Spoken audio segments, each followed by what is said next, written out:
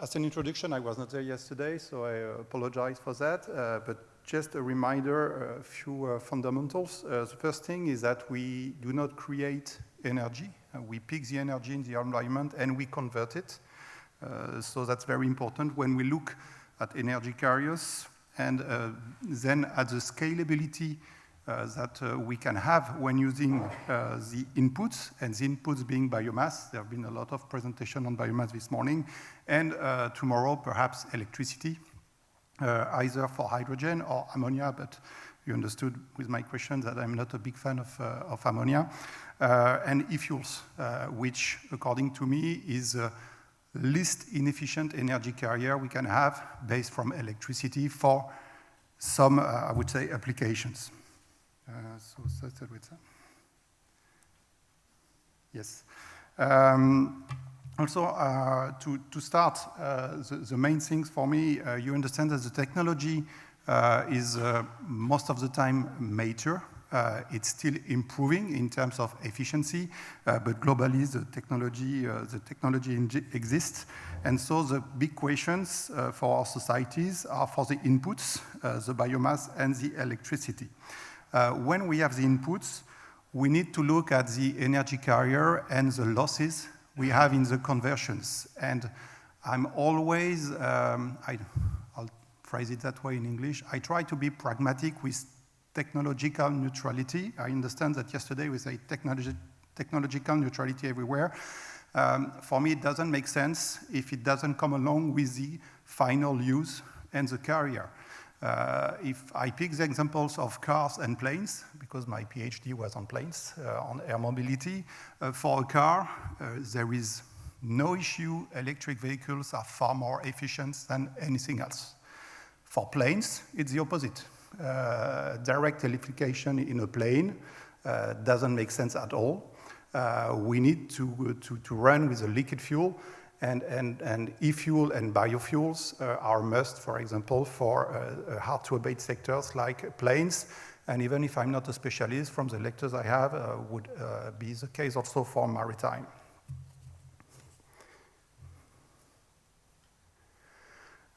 So when we understand that what we need are inputs, we need to look at the inputs. We had great presentation this morning. Some of the questions were about the economics and are the biomass producers willing to sell their products? I would add, is there any conflict of use for the products? Because most of these products are already used. We can look at the biomass in general, but I'll share with you one experience I had with HEFA, the sustainable aviation fuel we use for aviation. HEFA today is the most common SAF for planes because it's the cheapest one, and it's based mostly on tallows, but mostly on used cooking oil. The price of used cooking oil from 2019 to 2022 and also in 2024 today has been multiplied by 3. So the used cooking oil left a channel of 600 euros per ton to reach 2,000 euros per ton. And for some months, used cooking oil was more expensive than virgin oil, which led to some frauds, etc. So every time we have a look at an input, at a biomass, we need to understand what would be the collateral effects along with those. So we know how to produce. I think we celebrate very soon the 100 years for the Fischer-Tropsch, for example. So we know how to make synthetic fuels for 100 years. It is not very much used for a single reason. It's because it's costly. And so the countries which use synthetic fuels did it because of geopolitical reasons. That's the case of Germany during World War II. That was the case of South Africa during the apartheid today. And now we have a better reason to do it, which is the environment. So that is great, but we need to understand that it would come with effects and at least costs. So we need to make sure that the input is sustainable. We also need to understand the conflict of use, what is clearly the optionalities, and we need to understand the cost, which is mostly collectability. The studies we've done show, for example, that when you use first-generation biomass, for example, corn, that we've been discussing this morning, It economically makes sense as long as your collect point is within 50, 60 kilometers radius from your refineries. If you leave corn for drèche, which is stover in English, la tige, yeah. There is less energy in the drèche than in the corn itself. So the collectability goes from 60 kilometers to 160 kilometers. And at that point, you have no economical business case. And even in GHG, you have so many transportation that it doesn't make sense. So every time there is a study on the biomass and the inputs, and that would be the same for the electricity and the hydrogen, we need to understand what means in terms of collectability and optionalities.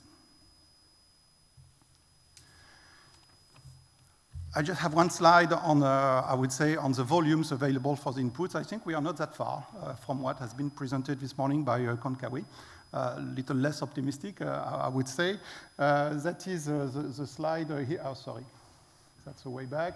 That's the first slide. I would say it's like for the climate. What is the scientific consensus regarding the scientific studies?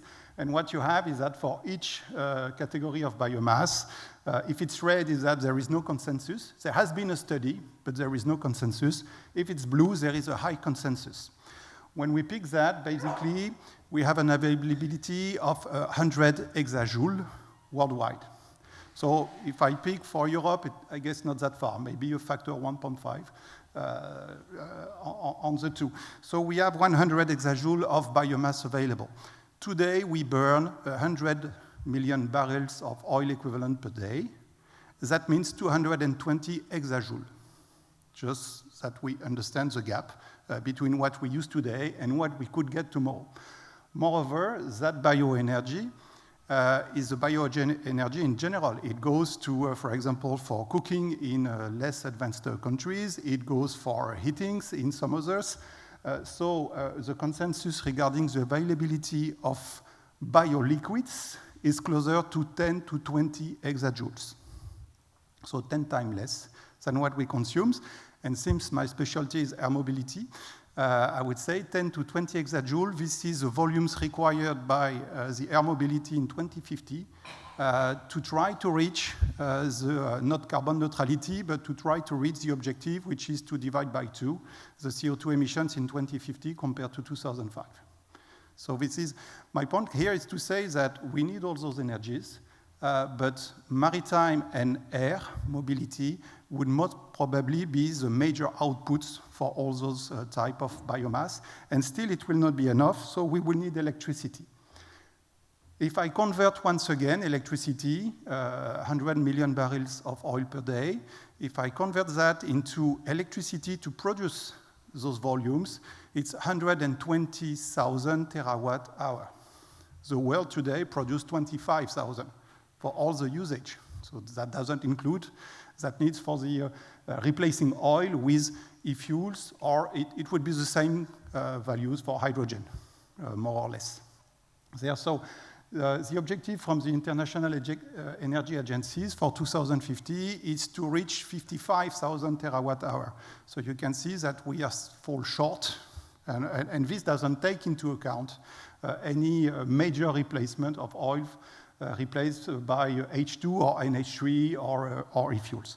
So there will be tensions, like for the used cooking oil, I showed that example, there will be tensions on the biomass markets and also on the electricity markets. On the biomass market, this is not a study from me, that comes from the Academy of Science of United States. It's a one-year-old. What it shows is that in Europe, we now have a cap on first-generation biofuels. In the US, it is still supported. There has been the donut gate, for those who are interested. This is a competition between the bakers, the donuts, the bakers, and the producers of biofuels in general. But what the study showed is that after 15 years of subsidies and supporting the biofuels for cars, the impact on the price of commodities of corn, soy, or wheat has been plus 20 to 30% for the price of the food for the people. So all our action always has an impact within our societies. And there, we expect that there is the same type also of imbalance between offer and demand for electricity as soon as there is a strong demand for H2 and or e-fuels. Would be the same for the price of electricity. If there is a higher demand than the offer in an unregulated market, the driver is the price. Here is a reminder and to say why we have chosen the type of fuels. I'm sorry if the graph is not very sexy there, but I'll try to explain it. And why the tensions will be more important on hydrogen and e-fuels than it has been shown on the biofuels. This is the energy return on energy invested. When we talk of energy in general, it's not always appropriate. It's more appropriate for exergy, I would say. But as soon as we focus on liquid energy, it really makes sense. And what it says is that basically for the good old oil, so the conventional oil, the energy return on energy invested is between 20 and 70. So you bet one, you get 20, or you could get 70. If you go in the Middle East, it would be closer to 70. If you go to North America, closer to 20. Then we went to offshore, so you can see that it's declining. Ultra deep, then we have the titled, then we have the tar sands, then we have the first synthetic fuels, the coal to liquid and the gas to liquid. This is what Germany and South Africa used in the example I gave earlier. And then we have the biofuels. So generally, for the first generation, it's higher, 2 to 4. So this is why, generally, we still like them. It's because they have more, I would say, a better economic sense. In terms of environment, it could be discussed. And then we have the e-fuels. The e-fuels is 0.4 to 0.6, which is to say that every time I will pick 1 kilowatt hour on the grid, I will get a maximum of 0.6 and generally closer to 0.5 in my tank. And then it will go in my engines with an efficiency which can also be discussed. But let's say at the end of the road, at least for planes, I can be very direct for planes, the overall efficiency is 14%, 14% from the electricity we'll pick from the grid. So we need to be very cautious because we will need a lot of electricity. And then comes the type of fuels we have. If I try to illustrate for France and Nouvelle-Aquitaine, because it's the area we're here, so this is part of the work we've done 3 years ago, almost now, with the Académie des Technologies. This is, for me, the major graph of that report that was published 2 years ago. It takes France. France today, we use 60 million tons of oil product, 60. Of those 60 million tons, 7 are used for kerosene, for jet fuel. And so the report was on how France could produce part of the jet fuel we need. And so we first look at the biomass. And since it was not enough, due to conflict of views mostly with the biogas industry, which was the sense of my question to my colleague of Germany, on the way, we had a cap in terms of biomass availability to 6 million tons. Some could say it's low, some could say it's high, but it was a cap. And then we say, okay, still, it's not enough to produce the volumes required for France, so we will need electricity. And I would like to, and I think it was well done by Konkawi, Europe is gifted, and France is gifted. We have biomass and we have low carbon electricity compared to the world, to other regions in the world. If I pick low carbon electricity, France is in the top 5, EU is within the top 12, and in the top 5 you will find smaller areas like Quebec, like Northeast Brazil, like Iceland, which is very low in terms of volume. So really Europe and France are gifted. And so the goal for us was, okay, perhaps we don't reach full sovereignty, but at least we need to bring some exemplarity because we have the inputs. And so we try to produce at least half of the need. And so that's the green curve. We try to say, okay, if we want to produce 4 million tons by 2050, so half of the need for aviation, how many biomass we need and how many electricity. The result is a 6 million ton biomass, which was a cap for us for the availability in France, and 100 terawatt hour, knowing that France plans for 2050 is 500. So that's 20% of the electricity production of the country that we need to divert to feed aviation only. If you look at maritime, generally you multiply by 2. Okay, aviation and maritime are very close. We both use 7 to 8% of the fuel worldwide, the fuel production worldwide. So it's a good match, and I think it was on the presentation of ethanol. Generally, we appreciate that when we produce biofuels or e-fuels, we can have a 50-50 share between heavy for maritime and not lighter, a little lighter for the kerosene, for the jet fuel. If we go to Nouvelle-Aquitaine, we have a huge history in chemicals, thanks to the Bassin of Lac, which is nearby. And there is a project which I strongly support, because I think it really makes sense. It is the most efficient, from what I studied, pathway for that, which is called ECO. ECO aims to produce some naphtha, mostly SAF, but also some naphtha and some co-products. But roughly, if we say virtually only producing SAF, it would be close to 0.15. So let's say between 0.1 and 0.2 million tons per year. Okay, we burn in France 7, 0.1 to 0.2. To produce those volumes, it needs 300 kilotons of forestry residues. This is 15% of the forest of Aquitaine, which is one of the largest of Europe, the second largest of Europe. So that's 15% of the forestry residues of the Nouvelle-Aquitaine, and it requires 4 terawatt-hours of electricity, and that's close to 8%, a little above 8% of the production of the Nouvelle-Aquitaine. So a single unit, which will produce a few percentage of the need of aviation only, by the way, requires 8 to 15% of the inputs of a single area. And so we need to make sure that when we do that, well, first it means that we cannot have 10 project equivalent all over France, most probably be close to 3 when we pick the right areas. The second is that we need to be very cautious regarding the impact it could have on our societies. So we focus on the electricity. We need electricity. I mentioned e-fuel. I support e-fuel, to be clear, but in a reasonable way, a reasonable manner. I think it's much more efficient than H2, at least for aviation, but for most kind of application. But H2 is a very precious molecule, and we need to be wise when we use it.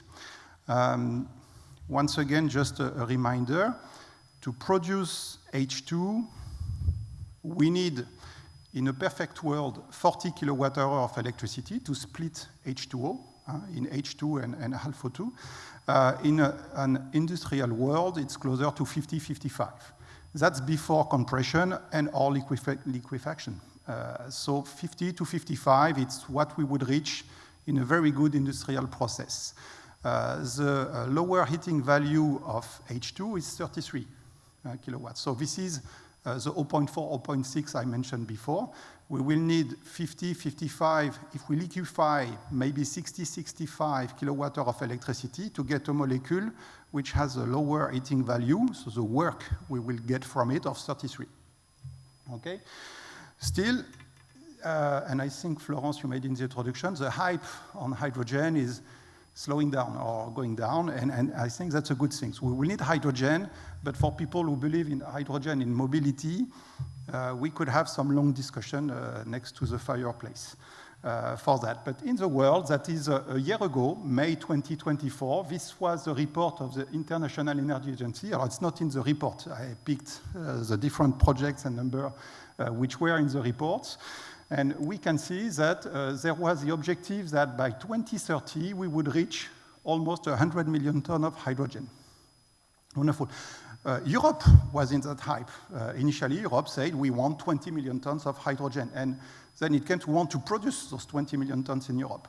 Then they say, okay, maybe we will import part of it, and now the full numbers is declining.